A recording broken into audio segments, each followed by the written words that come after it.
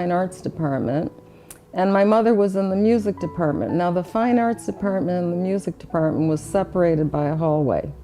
And I have to give my mother credit. She never crossed the threshold. She basically realized that she had to leave me alone and so that I could be my own independent person.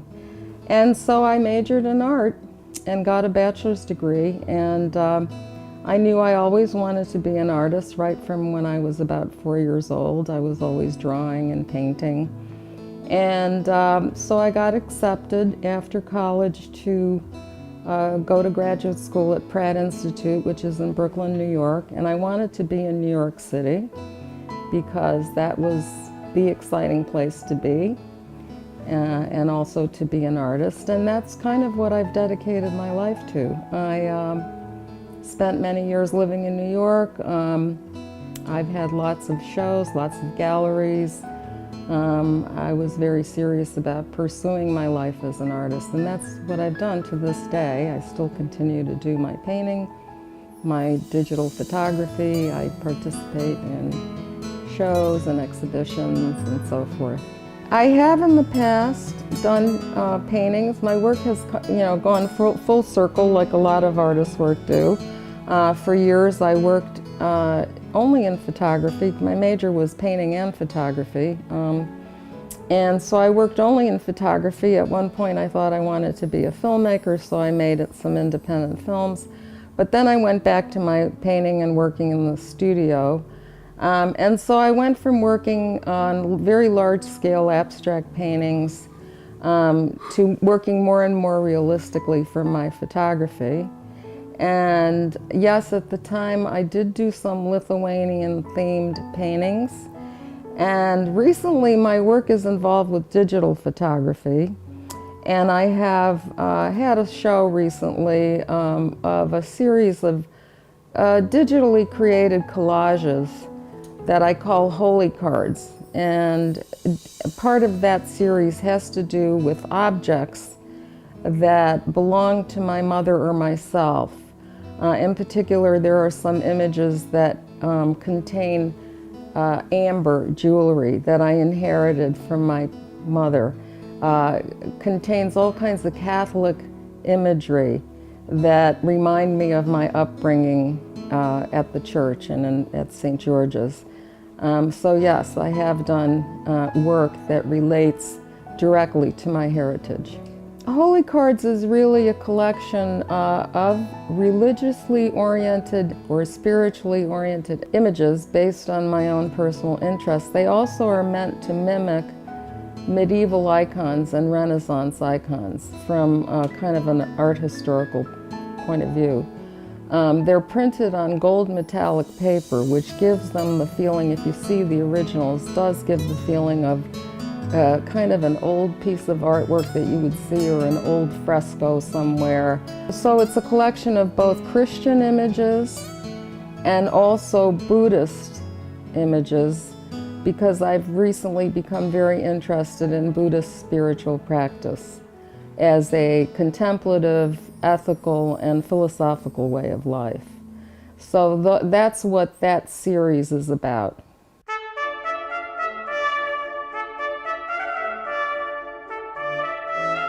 Jurgis Jankus was part of a trio. Ilgunas, who was Mr. Ilgunas, who was one of the great scout masters. He was part of my life because he was the one who gave this, what it means to be Lithuanian. I remember he came in because I started high school and sort of got a lot of English friends and never went to Lithuanian things. And Ilgunas came to Mr. Ilgunas, Bronius Ilgunas, came to my father and said, they're going to scout camp. And my father, we didn't know anything, and my father said, of course they're going to scout camp because you're saying it. And so he started us, and we went to every scout camp from then on with my brother that we could go, and we finished university in scout camps. So Mr. Ilgunas was one.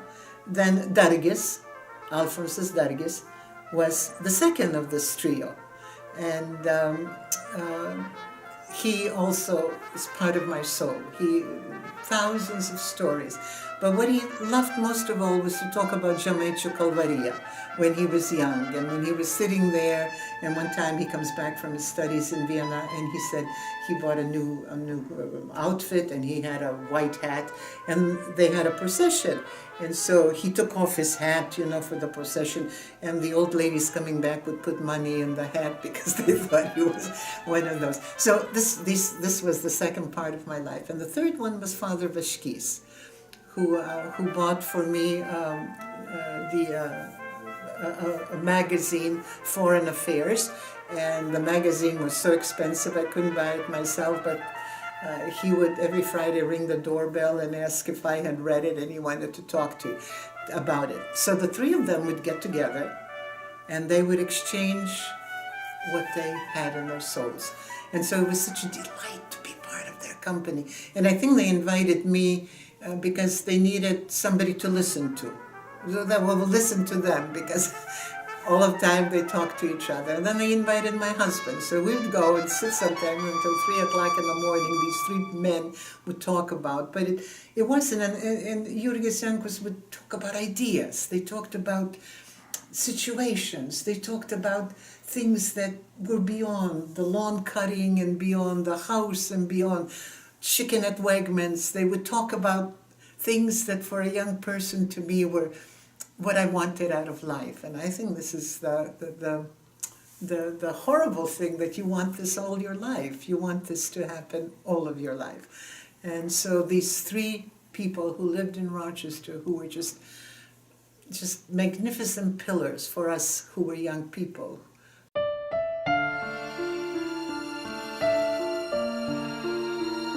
Alfonsas Dargis is a world-renowned artist whose works are owned by the Memorial Art Gallery in Rochester, New York, the Museum of Fine Art in Dallas, Texas, the Museum of Modern Art in New York City, the Philadelphia Museum of Art, the Huntington Galleries in Huntington, West Virginia, the University of Delaware, the University of Nebraska, the Boston Museum of Fine Arts, and the Museum of Fine Arts in St. Louis, Missouri.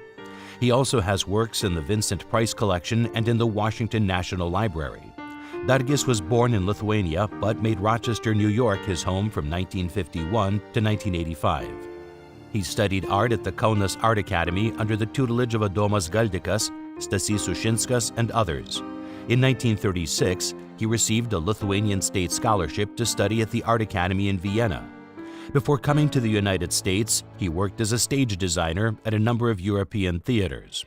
Much of his art is inspired by Lithuanian folk art, but on a deeper level, his art also explores man's inner world, his inner self. In some works, his art is seen as interpreting life as a gross theatrical play with carnival overtones. He passed away in 1996 in Germany.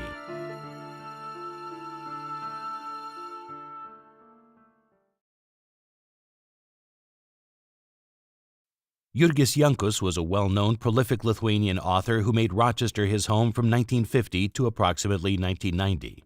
While in Rochester, he was a very active participant in the Rochester Lithuanian cultural community, frequently coaching drama groups and producing plays.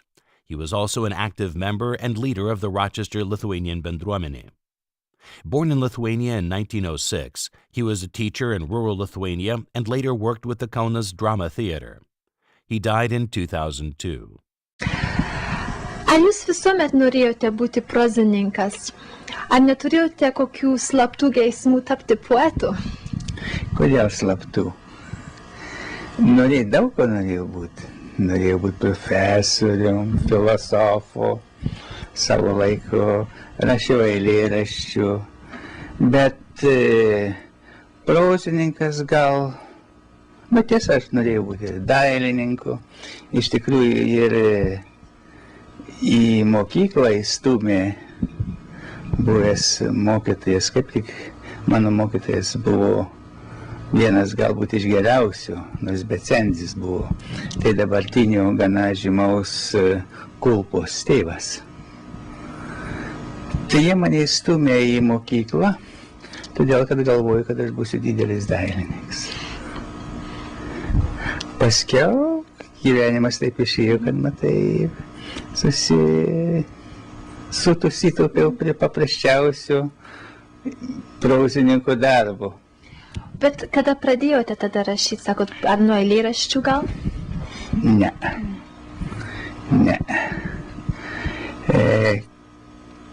Aš net neatsimenu, matai, rašyti, kada jau rašai, bet aš rašydavau turbūt dar nerašydamas. Aš sekdavau pasakas visokias, tokių, kokių nieks kitas nežinojo. Pasakorius. Taigi, jis vaikų tarpe būdavo pasakas, sekdavau. Ir jie klausdavo, iš kur tu išmoksti. Kadangi pasaką turėjau, kas nors būti išmokęs iš ko nors, iš senelės, iš ko. Man jų niekada nepritrūkdavo, atrodo, neatsimenu, kokios jos buvo, ką aš ten tiek klausydavau. Paskiau pradžios mokyklai būdamas esu turbūt parašęs ar pusiau parašęs didelę apysaką, nežinau, kokį po porą šimtų puslapių turbūt rankos raštų buvau prirašęs, bet ką aš ten rašiau, tai aš ir nežinau dabar. So when my mother was in Germany, she read Jurgis Jankus's novels. And when my mother moved to Rochester, she was thrilled that Jurgis Jankus was her neighbor. So a lot of her theatrical performances were also to recreate his works. Jurgis Jankus also wrote special plays for the Lithuanian school that my mother would direct, and miraculously, Jurgis Jankus knew the strength of his actors, and he would write more dialogue for stronger actors, or the ones who couldn't present verbal material so well would be snowflakes or trees. So I think, yes, my mother wrote, but she said she preferred other people's work.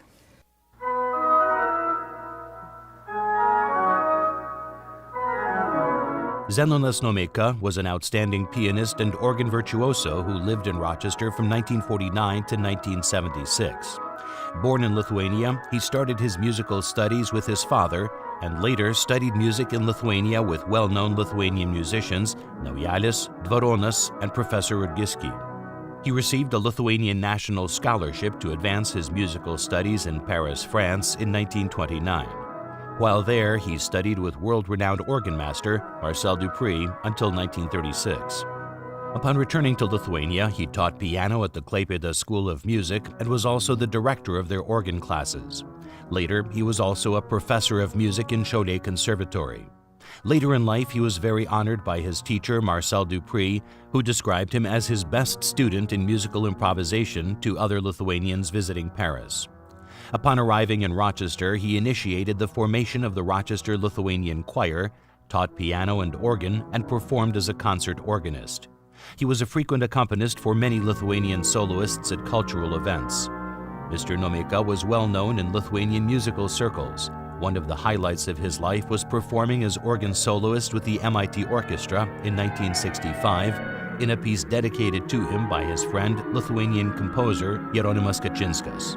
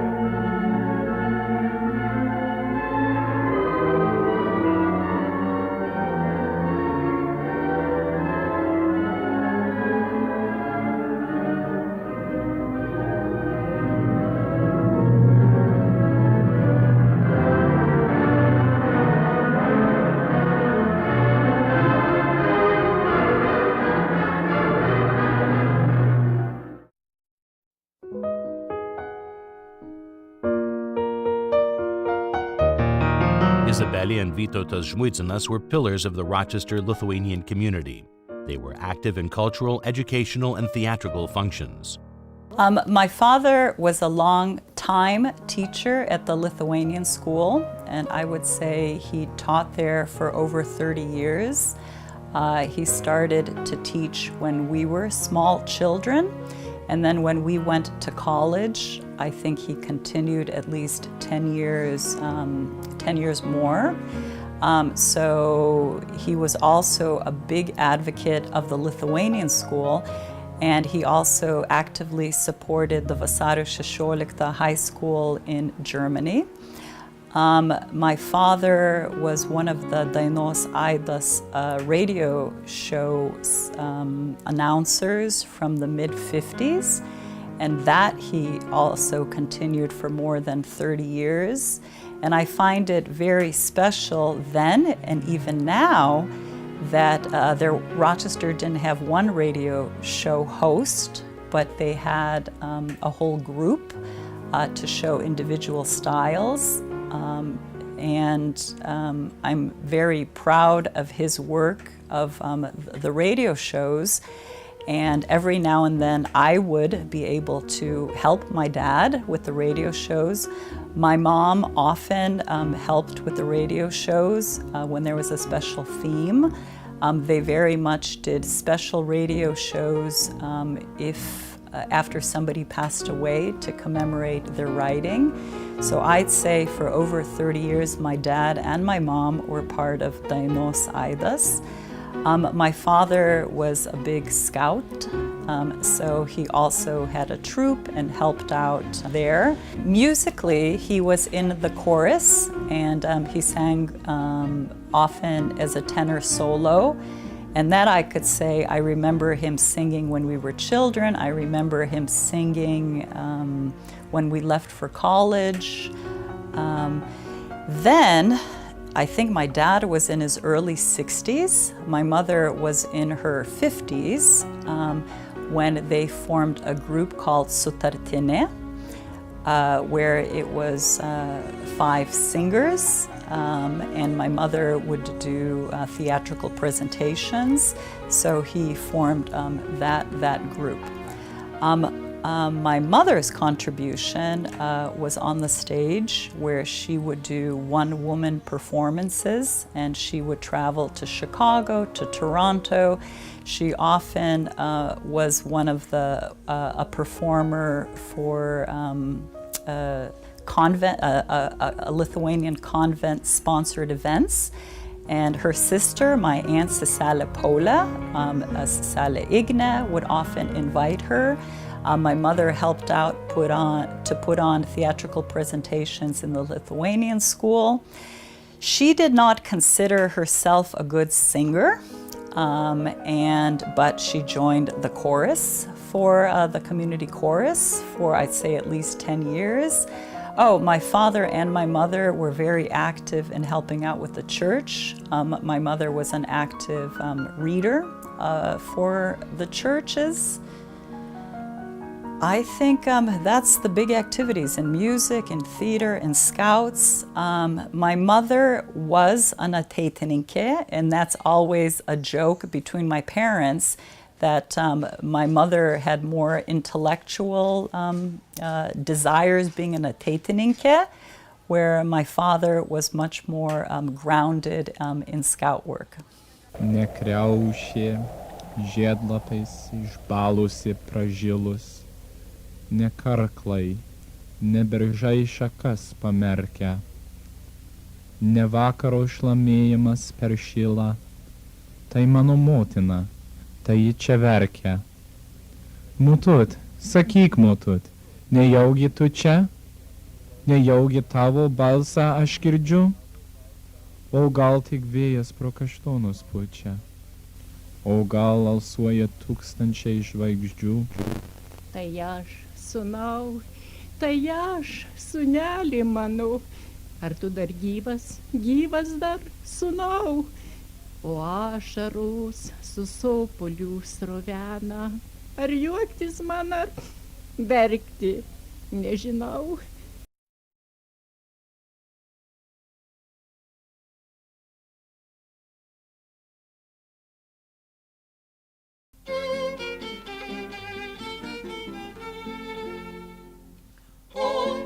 My dad, whose full name is Bronius Krokys, was born on August 17, 1917, in a small village of Voskava, which is near Marijampolė in the region of Lithuania called Suvalkija. So he was a Suvalkietis. And he was born a year before Lithuania regained its independence. About my dad is that he grew up in a family of storytellers and singers and reciters of poetry. So another aspect that was very clear about him was his love of music, his singing, and storytelling. So my dad was still a young man. He had started going to university in Vilnius, and so he was a student. As I said, his family, although they were landowners and farmers, they sent their children to school. And so he was going to become a doctor. That was his goal. So he did not have an occupation. But his occupation in Rochester, New York, was that of a chemist. So when he came to Rochester, he continued his studies. He went to the University of Rochester and studied evenings and worked many jobs while he got his chemistry degree. And then he got a job in Kodak, which, of course, back in the day was a job for life.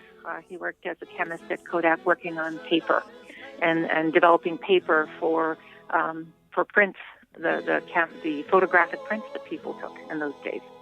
So, like many other people who came, they came to Rochester, for example, and found that there was a Lithuanian parish, which was their base, and he was part of many people who helped to establish several organizations, worked very hard to support the Lithuanian American community, lietuvių bendruomenės. He also was key in helping to establish the Lithuanian language school, which at that time was a Saturday school. And he was also a principal and a teacher there for probably as long as I think as he lived in Rochester. He also was a member, as we were also, my sisters and I, of the choir. My father also helped to establish a dailininkai, an organization for young people as well as adults. And I'm sure there's other things as well, but one of the other things that I think was always important to my dad and throughout his life was this idea of Lithuanians of any generation. So he also liked working with Lithuanians of the earlier generations who had come over to work in the coal mines and work in industry before. So he made efforts to reach out to them as well and teach language classes to them. My mom and dad both were very active participants in supporting the parish. The parish at one time had to pay off its mortgage, and so they did lots and lots of fundraisers. I remember that very well because my mom and dad and other people used to, look for ways in which to have people come in for fundraisers, for suppers and lunches and things like that. And so a lot of the cooking happened at our house as well. There was a lot of planning for that.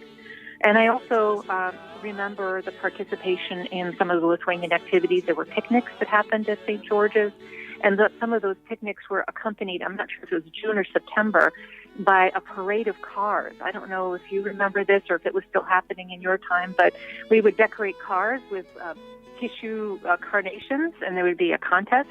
My dad, I think his love for Lithuania was connected to the stories and the songs. Everybody has their way of connecting and finding meaning in life, and for him especially, he was gifted with a beautiful tenor voice, and also coming from a family that was so rich in this kind of heritage of song in Lithuania. Singing happens, or at least used to happen, all of the time, and so he has memories of weddings and events that he went to that were always connected to song, and he also had this amazing memory. So he knew hundreds of songs, and he would sing all the time.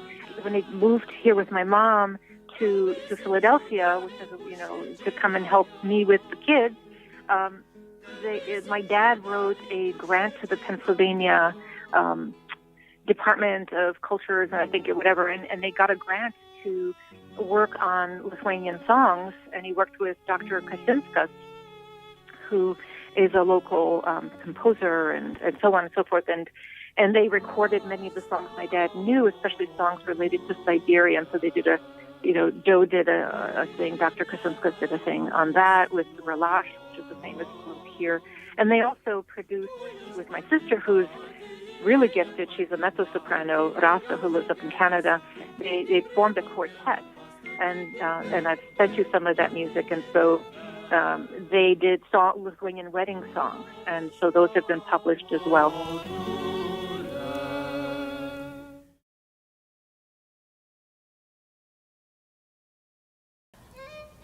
Rochester was a very inclusive community where we did everything that was available. We went to Lithuanian school. For me, Lithuanian school here was a fun social, and I feel both Simas, my brother, and I learned very good Lithuanian, speaking Lithuanian at home, but we loved going to Lithuanian school. That's where we met all our friends. The dance group, we started dancing at a very young age. Even I remember going to the šokių šventės, the dance festivals, and being young, but being able to dance in the big 18 or older group because we were tall, and Jadvyga Reginienė as our teacher was wonderful and accepted everybody. We were involved in scouts, we were involved in the dailininkai. For summers, we loved going to camp to Neringa in Vermont, and I'm still very active in that camp. And my parents would also go to help out at Neringa. My mother would do theatrical presentations at Neringa. Choir, I sang in the choir. It was wonderful and very inspirational to be in the theater group, where Andrius Cieminis was our theater director, and my brother got to act before he went away to college, and doing 2 or 3 plays. And when I was in high school with Andrius Cieminis, we put on the play Cuckoo, which was so much fun, so wonderful, and we put it on here in Rochester. We got to travel to the theater festival in Chicago. We traveled to present it in a scout celebration in Cleveland. So to be in theater was wonderful. And when I think back, and I think it's even like that today, that we did everything and everybody was always welcome to participate. We also did things in the church, we read in church, we sang in church. To be part of the Lithuanian community, you could say, was normal, and our closest friends were there, our boyfriends, our girlfriends, our activities, and I feel very fortunate knowing Lithuanian, speaking Lithuanian. Even in high school, we did sports, we ran track, but it was always special to be with Lithuanian friends. I was in the dance group, the choir, the play group, everything. It was a wonderful experience at the time. You know, my high school friends, they were going to basketball games, being cheerleaders. I was never able to do that because it was either repetitia for dance, for choras, for plays, and I mean, everyone that helped, Pona Shapaila would play the accordion for us to rehearse. I think it was Pona Cieminis who did the choir, Raimondas Obalis who did the piano. Who did the drama? Who was the head of the drama? Was it Cieminis? Maybe it was Cieminis. Maybe it was Cieminis. Mm-hmm. And then Professor Klimas. He was a linguist. He would come to our practices to make sure that we were speaking the correct Lithuanian. So they were all involved in it. And you know, these were people that worked and came after work. And Ponia Reginienė, you know, she was our dance teacher and very strict. But we were very good. So that was my whole life. Like, instead of going to basketball games or this, that, or the other, in retrospect, it was much more interesting because we were going to Chicago to šokių šventė, we were going to Toronto for plays, to Canada, to Hamilton to sing. it was very, my whole life revolved around it, even after the school closed. And I mean, it was literally a 4-room schoolhouse. Kindergarten, first and second. In one room. One room, third, fourth, fifth, sixth, seventh, eighth. And many of the children who graduated from there became very successful people. I've contacted a few of them, and they're heads of superintendents of school systems, heads of hospitals, administrators in hospitals. But my childhood memories are incredibly vivid of that. You know, we used to go down to the basement and have to kneel under the bar in case there was a bomb scare. You know, the kitchen in there. There would always be up in the sala, like a huge New Year's party, live orchestra. My brother lives in Lithuania. He moved there, oh gosh, more than 15 years ago. He was working in Washington, and his wife was on a stipend from Johnson & Johnson for 1 year. And this was after they gained their freedom.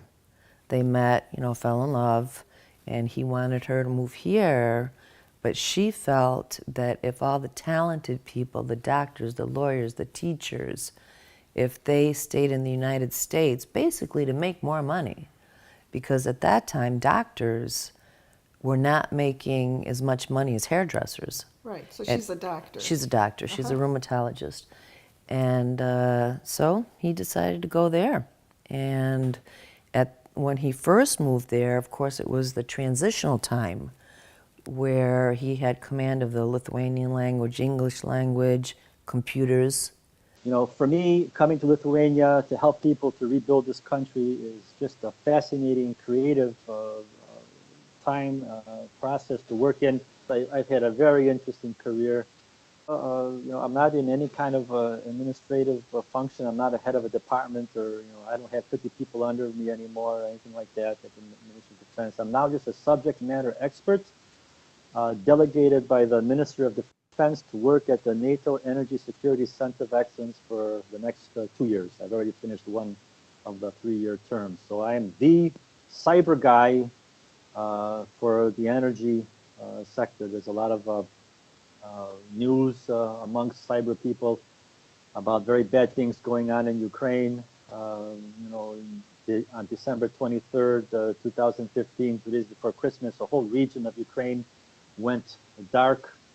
There was a cyber attack on the transmission control system of a region in Ukraine, and they penetrated the control room. They actually, in front of the operator's eyes, he saw the mouse started to move by itself and clicked off 30 substations. You know, this has been going on, so I study those things. One of my fondest memories of my time at St. George's, one of them is from 1970 to 1977, there was a variety dance band called Zenonas, and you know, we started right from scratch. I wasn't even, I didn't even know how to play drums, but they needed a drummer, and they asked me to join. It was Mr. Lapinas, father of son Lapinas, I can't remember his name now, Arūnas Lapinas. And he was sort of our musical coach, and they invited me, and I started assembling a drum kit. And we basically started playing for the parish, you know, dances, and then we invested in some equipment, you know, some amplifiers and sound system, and we basically toured all the Lithuanian parishes, you know, in the Midwest, East Coast, Canada. We played for weddings and in events in the parapias in Chicago, in Montreal, Cleveland, Detroit. Toronto several times, New York City, Philadelphia. So it was a real nice, you know, being like in a rock band, you know, it was traveling roadies. We had that experience, and it was a very exciting to pick out songs that were popular at the time and play them, and you know, songs that we loved. And it was, you know, Jolo Kaitis played saxophone, alto and tenor, and clarinet, and Tadas Klimas played for a while in the beginning. Then he'll have Arūnas Labenas on keyboards, Petras Matukas on bass. Even his sister sang vocals for a while. It was a Frank Zabo of Hungarian descent was our guitar player, and I was just so sad when we broke up. It was New Year's 1977 was our last performance in St. George's Parish for New Year's.